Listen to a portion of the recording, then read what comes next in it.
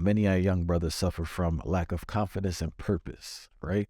What advice would you give that young men can do to increase their confidence, self-worth, and do something productive with their life? Absolutely. Well, first of all, let's look at the psychosocial development of children. Most of us, from birth to about age 12, what we think of ourselves is what the adults in our lives thought of us. Our self-concept is literally the internalization of the opinions of adult others. You follow? So if you say, I got a 12-year-old boy in my football team, his self-esteem is through the ground, Doc. What can I do? What you have to do is speak life into him with positive affirmations and comments and strength.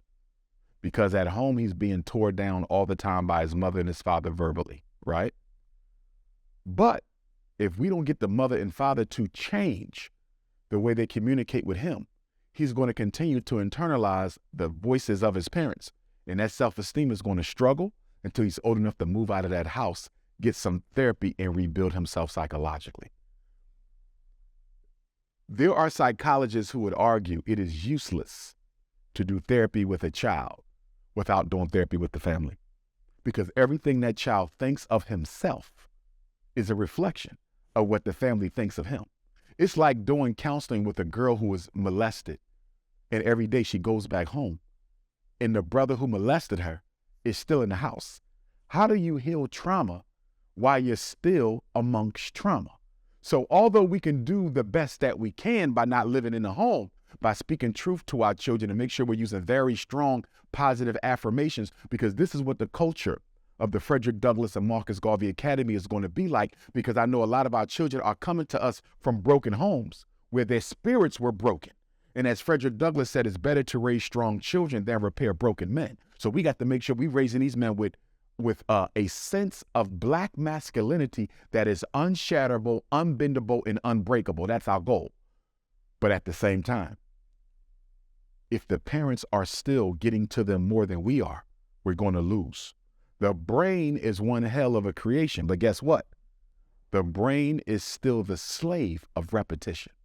You follow me?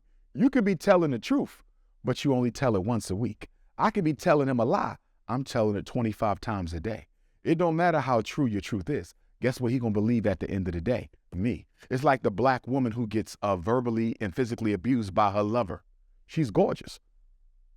Halle Berry is an example. She has been in some emotionally abusive relationships. Halle Berry is a beautiful woman. But after somebody tells you 50 times a day for 10 years that you are ugly and unattractive and nobody wants you, I don't care what you see in that mirror, you're going to believe the broken message.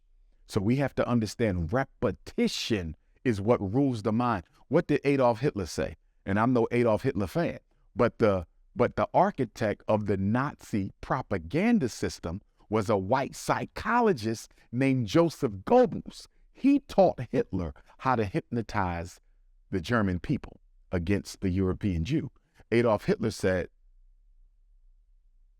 come up with the lie.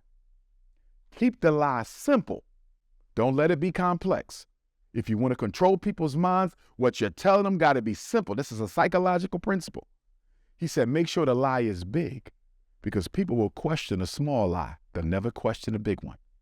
And make the lie repetitive. Tell it over and over and over again. And that's why when you watch German propaganda movies during the Hitler era, what do you always see? That swastika. Wherever you go, you see the swastika. Hitler used the basic principles of indoctrination and the basic principles of repetition to almost take over the whole world. Nothing wins like repetition. When you go into the military, is not every day of basic training repetition?